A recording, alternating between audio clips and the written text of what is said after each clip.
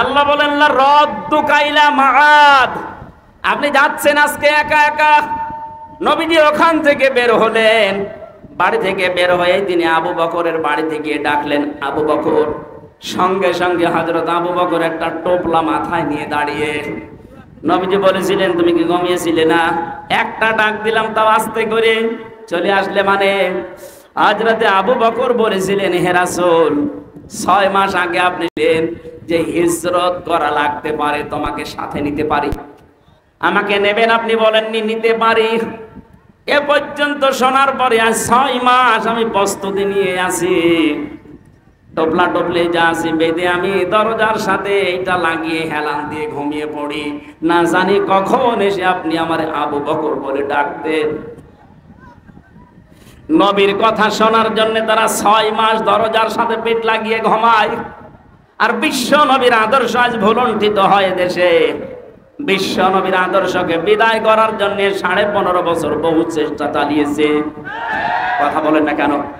নবীর শিক্ষাকে মাইনাস করেছে। কি সুন্দর একটা হেরা গুহা, এই যে গারে সোর আবু বকরের এই যে কাহিনীটা আমাদের 3-4 পড়াতো, কি নাস্তিকরা আসলে 15.5 বছরে ওইটা মাইনাস করে দিয়েছে। তারা নবীর একটা কথা মানার জন্য 6 মাস ঘুমায় না, হেলান দিয়ে ঘুমায়। আরে 15.5 বছরের ভেতরে ওরা আল্লাহর নবীর জীবনী পর্যন্ত শিক্ষা ব্যবস্থা থেকে বাদ দিয়ে দিল। প্রতিবাদ করার মতো কায়দা ছিল না। এই কথা বলে না কেন? যা করেছেন পুরাপুরি উল্টিয়ে আমরা আগের অবস্থায় ফিরে দিতে চাই। এই অবস্থায় থাকলে আগামী 10 বছরে দেশে নাস্তিক দিয়ে ভরে যাবে। ওরা যে সিস্টেম চালু করে গেছে, এই জন্য আমার মনে হয় বাংলাদেশে ইসলামপন্থী মানুষ এখন যারা আছে সবচেয়ে বেশি ঘৃণা করে এই নওফেলকে।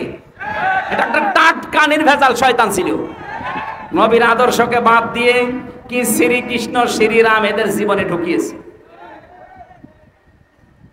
আপনি ঢোকান, শ্রীকৃষ্ণ শ্রীরাম নিষেধ করছে না। হিন্দু যারা আছে দেশে 4 ভাগ, তাদের শিক্ষা যেটা আছে তাদের ভেতরে দেন। আমরা 96 ভাগ মুসলমান, আমরা আদর্শ পড়তে চাই মুহাম্মদুর রাসূলুল্লাহ। কারো বাবার আদর্শ আমরা পড়তে চাই না। মানুষের জীবনী পড়ে আমাদের জীবন পরিবর্তন হবে না, হবে একজনের জীবনীতে, তার নাম মুহাম্মদুর রাসূলুল্লাহ। এর আগে যে মহিলা ছিল প্রজাপতি মহিলা, নাম দিয়েছিল প্রজাপতি মন্ত্রী। পররাষ্ট্রমন্ত্রীর দায়িত্বে যখন ছিল শুধু ঘুরে বেড়াতো, কোনো কাজ নেই। আজকে শুনলাম আরো 5 দিন রিমান্ডে। টিম দেওয়া দরকার এই সমস্ত মানুষকে। এগুলো মানুষ নামে কলঙ্ক। আমাদের একেবারে মাথা ভেঙে দিয়েছে, জাতির শিক্ষা ব্যবস্থা পুরো ধ্বংস করে ফেলেছে। আহ্বান জানাবো ধর্ম মন্ত্রণালয়ের যিনি দায়িত্বে আছেন উপদেষ্টা হিসাবে, ডক্টর আফাম খালিদ স্যার, খুব তাড়াতাড়ি আমাদের আগের অবস্থাগুলো, আমাদের নবীর জীবনীকে আবার সন্নিবেশিত করা হোক। আমাদের জীবন অবশ্যই এই রবিউল আউয়াল মাসের দাবি, এটা আমাদের জীবন পাল্টাবে। কারণ নবীজির জীবনী দেখে দেখে যদি সাহাবায়ে কেরাম নিজের ধর্ম ছেড়ে দিতে পারে, নবীর আদর্শ পড়লে আমাদের জীবন পাতা পাল্টাবে না? বলেন, আমরা আশা করছি পাল্টাবে। বিশ্বনবী তাকে নিয়ে চলে গেলেন গারে সৌর, যেটা বলা হয়। আমি নিজে উঠেছি, 3.5 ঘন্টা লেগেছে আমার মতো যুবক মানুষের। তাও তো ওই সময় আমার বয়স ছিল 30। 3.5 ঘন্টা ওই জায়গায় উঠে দেখলাম আল্লাহর নবী যেখানে বসেছিলেন, ঘুমিয়েছিলেন একটু আবু বকরের উপরে মাথা দিয়ে। ওরা যেখানে আক্রমণ করার জন্য ওই জায়গা পর্যন্ত গিয়েছিল, প্রত্যেকটা জায়গায় নবীজিকে আল্লাহ নিজে দায়িত্ব নিয়ে বাঁচিয়েছেন। সাপে কামড় দিয়েছিল আবু বকরকে, নবীজির থুথু মোবারকের কারণে আল্লাহ ব্যথা নিরাময় করে দিয়েছেন। মাকড়সা এবং কবুতর এসে জাল বনিয়ে ডিম পাড়া অবস্থায় নবীজির জীবনকে রক্ষা করেছে।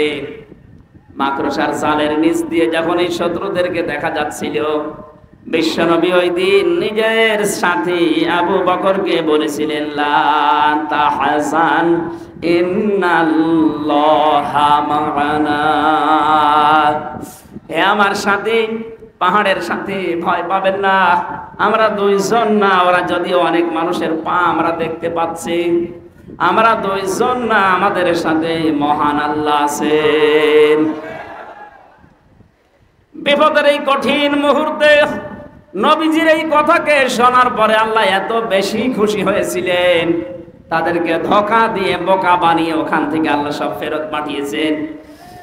কষ্ট করে করে নবীজি ওখান থেকে মদিনায় যাচ্ছিলেন, কিন্তু পাঁচ হ্যাসাড় দিতে দিতে যায়, দেখে হযরত আবু বকর। তিনি ডাক দিয়ে বললেন, আবু বকর, পায়ে কি ব্যথা?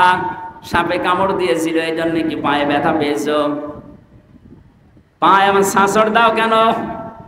হযরতে আবু বকর বলে, ইয়া রাসূলুল্লাহ, সাপে কাটানোর যন্ত্রণা তো ওই সময় শেষ হয়ে গেছে, কিন্তু আপনি যখন সামনে দিয়ে হেঁটে যাচ্ছিলেন, পেছনে আমি যখন হেঁটে হেঁটে যাই, দেখলাম আপনার পায়ের ছাপ মাটিতে, বালি মাটিতে পড়তে পড়তে যাচ্ছে পাহাড়ি এলাকায়।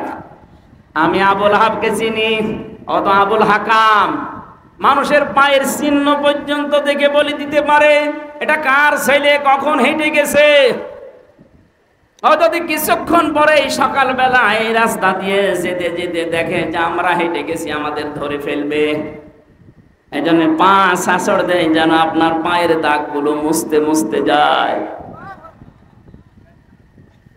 গেলেন মদিনাতে, 10টা বছর অবস্থান করলেন। আজকে তিনি আর সাধারণ মানুষ নেই, যাওয়ার সময় নিয়ে গিয়েছেন কয়জন? আরো জোরে বলেন বলেন। এবার আসার সময় আসতেছেন 10,000 সাহাবী নিয়ে, প্রত্যেকের হাতে তরবারি।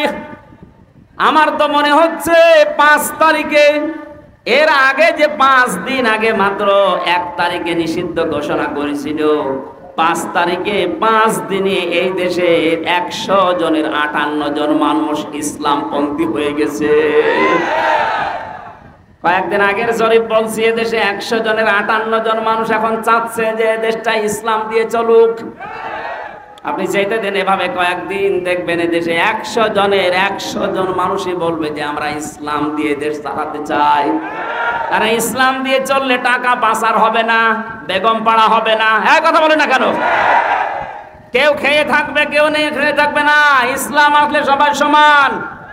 নিজের দায়িত্ব নিয়ে যাকাতের টাকাগুলো গরিবের বাড়িতে আপনি দিয়ে আসবেন। যাকাত নেওয়ার জন্য মানুষ দলে দলে পালে পালে আপনার বাড়িতে এসে পিষে মরবে না। নিজের দায়িত্ব থেকে আপনি নিচে দিয়ে আসবেন।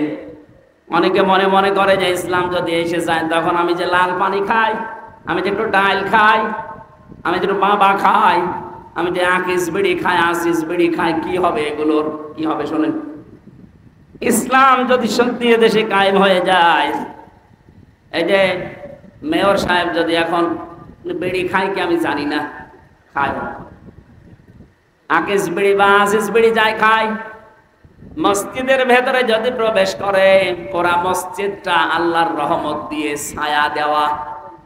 এই জন্য মসজিদে উনি প্রবেশ করলেই বলে, আল্লাহুম্মা আফতাহলি আবওয়াবা রহমাতিক, হে আল্লাহ তোমার রহমতের দরজা সব আমার জন্য খুলে দাও।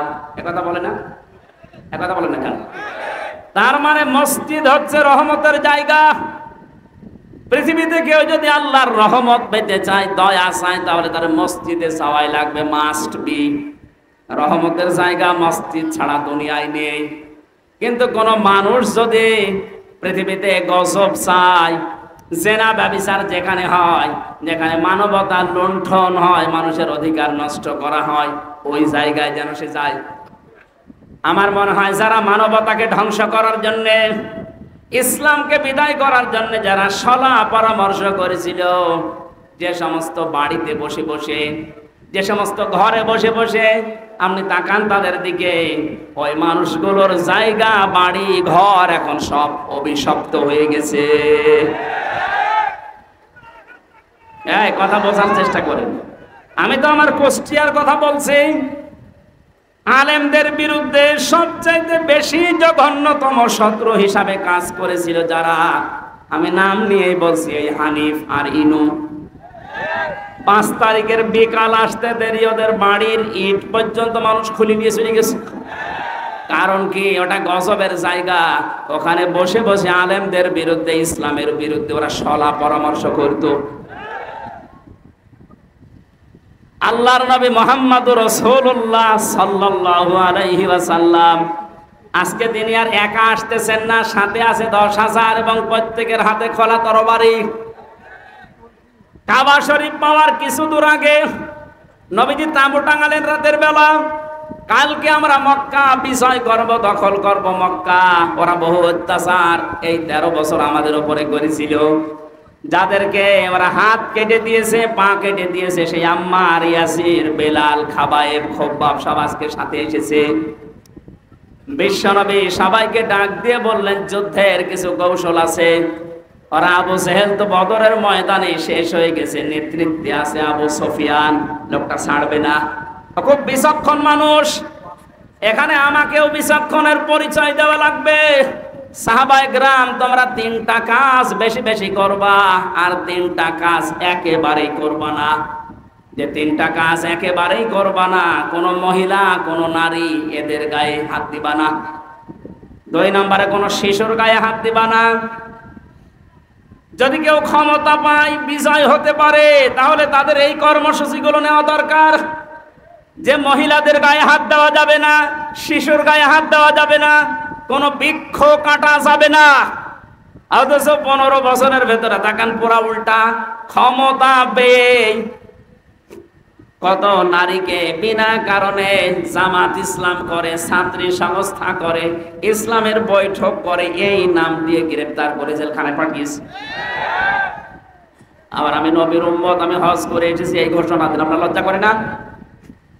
নবীজি বললেন শিশুর গায়ে হাত দেবে না।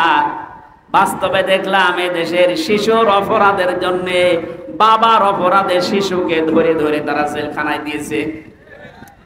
এই যে হুজুরটার নাম বললো, শিশু হুজুর না, ওর বয়স আছে কিন্তু শিশু হুজুর তো। ওর পোস্টারে পর্যন্ত মানুষ লিখে দিত শিশু বক্তা। শিশুকেও আপনি ছাড় দিলেন না। এই আপনার ক্ষমতা পাওয়ার কারসাজি। নবীজি বললেন, আমার বিজয়ের দ্বিতীয় শর্ত, করবা না শিশুর গায়ে হাত দিবা না, বৃক্ষ কাটবা না। তাকান, এই 15.5 বছরের রাস্তার পাশে কত পুরাতন পুরাতন গাছ ছিল, সব সাবাড় করে ফেলেছে।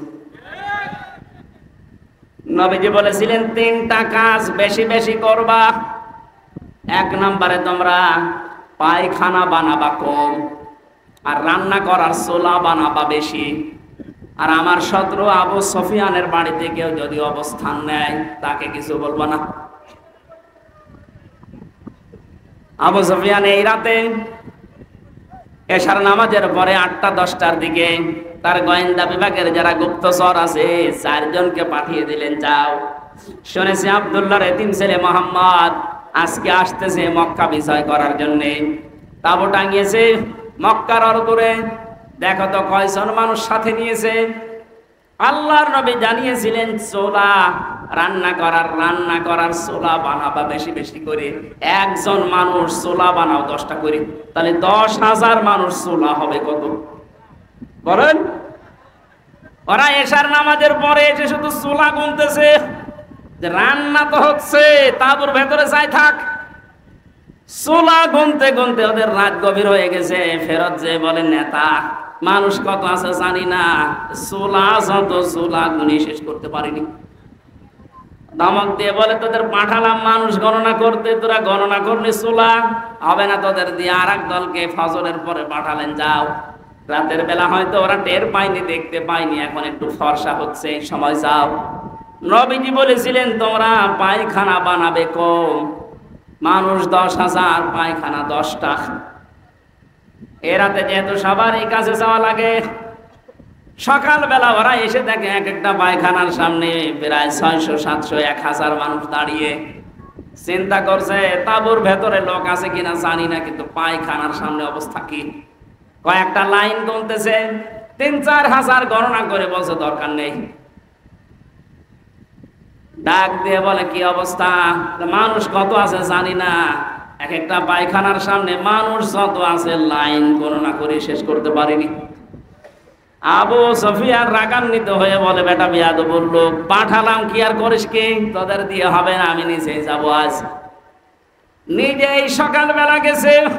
নবীজি ফজরের নামাজ আদায় করার পর তিনি যেহেতু এখন প্রস্তুতি নেবেন, আর খালি হাতে প্রস্তুতি নেওয়া জায়েজ নেই।